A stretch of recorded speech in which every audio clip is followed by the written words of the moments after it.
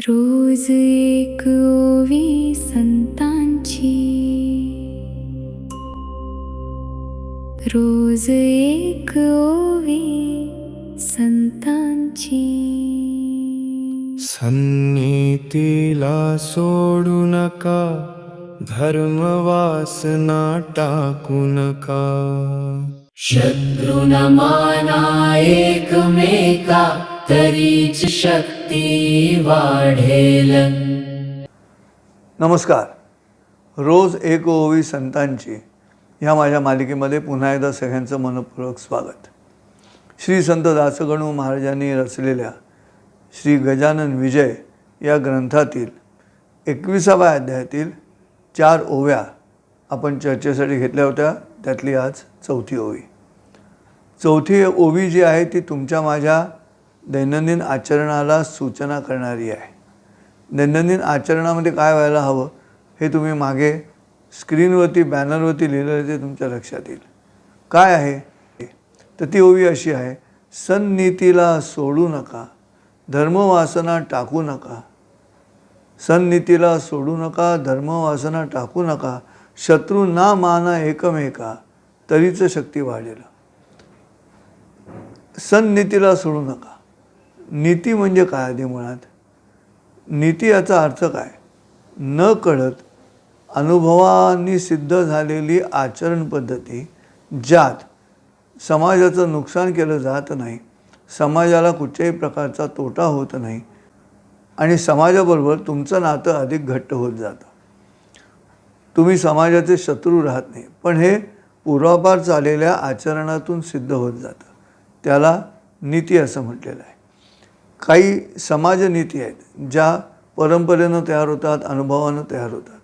काही नियमानं नीती तयार केल्या जातात की ह्या नियमानं जगलं पाहिजे, त्यालाही नीती म्हटलेलं आहे.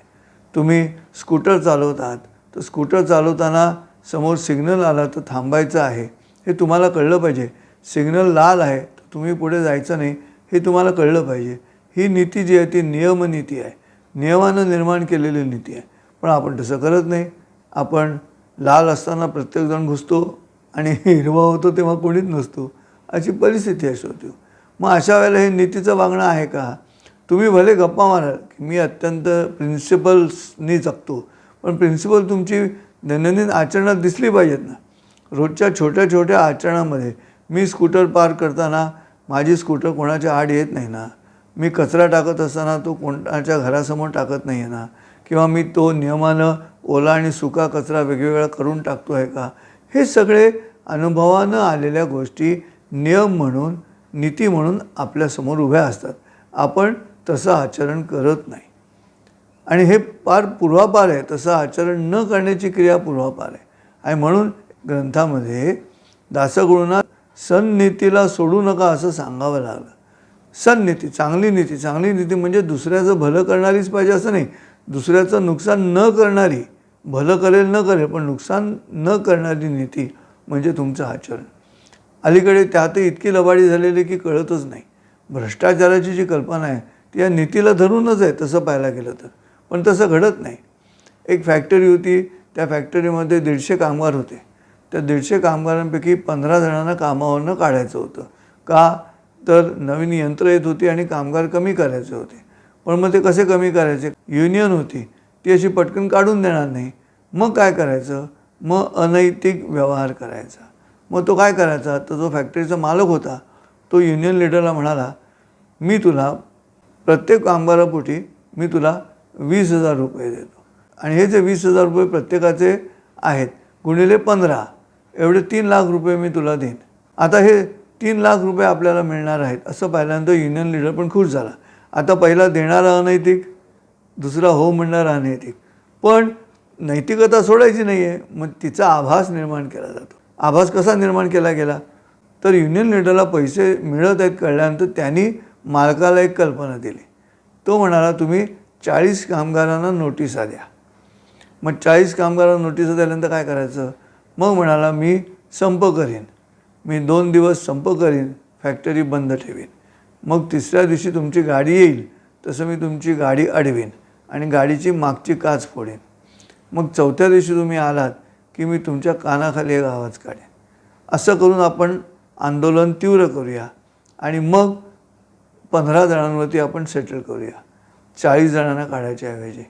तुम्ही नोटिसा देतानाच जे म्हातारे झालेले आहेत बऱ्यापैकी पण साठी उलटलेली नाही अशा कामगारांना तुम्ही नोटिसा द्या आणि वरचे जे तरुण आहेत त्यांना आपण बाजूला काढू. म्हणजे काय झालं, 40 जणांना नोटिसा दिल्या, 25 जणांची नोकरी गेली नाही, 15 जणांची नोकरी गेली. या सगळ्या प्रकारामध्ये युनियन लीडर हिरो ठरला की काय मालकाला वाजवले कानाखाली असं कामगार म्हणत राहिले. कामगारांना हे कळलं नाही की या मालकाला 15 जणांनाच काढायचं होतं. ही जी लबाडी आहे न कळणारी, हे पण अनैतिकच आहे. पण ही आता समाजाला तर कळली नाही. समाजामध्ये काय घडलं, युनियन लीडर हिरो ठरला, 3 लाख रुपये घेऊन पुन्हा युनियन लीडरच हिरो ठरला. बरं, मालकाला काहीच फरक पडला नाही, त्याला 15 कामगारांना काढायचं होतं ते काढलं. त्या 15 कामगारांचे पगार त्याचे 3 महिन्यामध्ये त्याचे 3 लाख वसूल झाले आणि त्याचं कामही झालं. आज जे राजकारण चालतं, आज जे समाजकारण चालतं, आज जी लबाडी चालते शोधते होती या पद्धतीनं चालते. तेव्हा सननीती म्हणजे काय, नुसती नीती नाही, सननीती म्हणजे आत्ता ह्या क्षणाला जरी त्या सननीतीचा आभास निर्माण करून युनियन लीडर कामगारांमध्ये हिरो ठरला तरी तो अनैतिकच होता. आम्हाला कळायला मार्ग नाही. हे जे टेबलाखालनं जे व्यवहार आहेत ते कळायला मार्ग नाहीत म्हणून अडचण आहे. धर्मवासना टाकू नका, पुढच्या चरणामध्ये असं करून म्हटले. धर्म म्हणजे काय, हेच आचरणावरती असलेला आपला स्वतःचा अंकुश.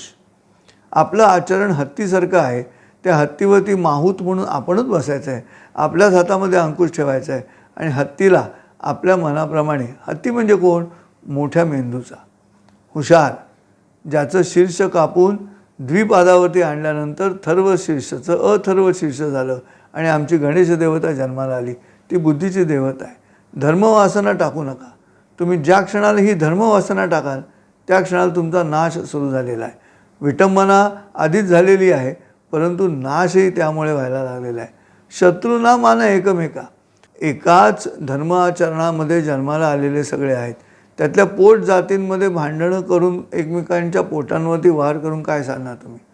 धावे जाती पाशी जाती असं जरी जगद्गुरूंनी म्हटलं असलं तरीसुद्धा आम्हाला मनुष्य जात म्हणून आमच्या जातींकडे बघता येईल का.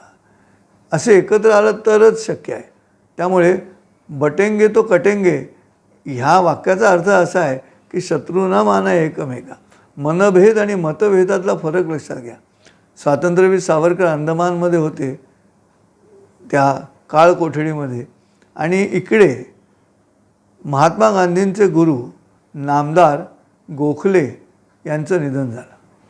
तर नामदार गोखल्यांचं निधन झाल्यानंतर स्वातंत्र्यवीर सावरकरांनी अंदमानमध्ये एक दिवस शोकापायी उपवास केला. तर जो जेलर होता बारी नावाचा, तर तो बारी म्हणाला सावरकरांना की गोखले तर तुमचे शत्रू ना.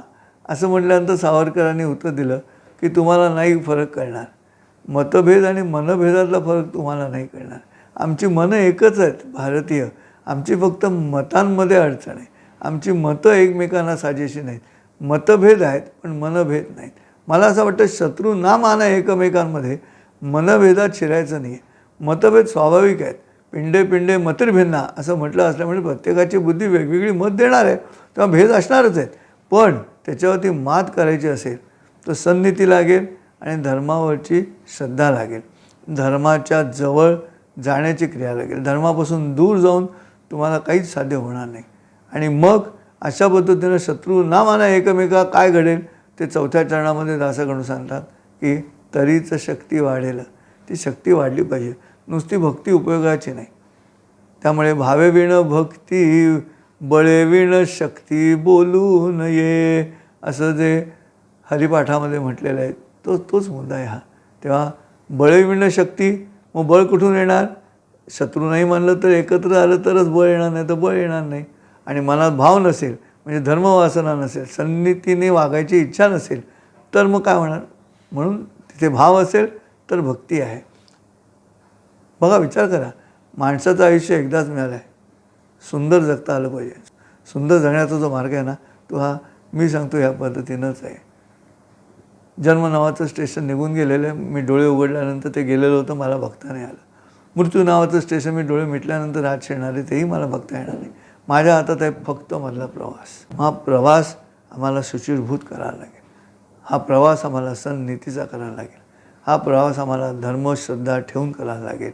आणि हा प्रवास आम्हाला सगळ्यांशी मैत्री करून करावा लागेल.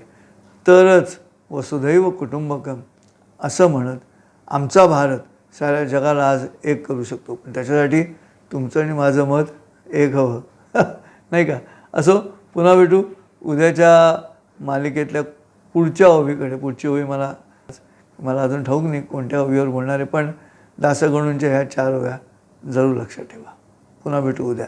तोपर्यंत रामकृष्ण हरी. रोज एक ओवी संतांची, रोज एक ओवी संतांची.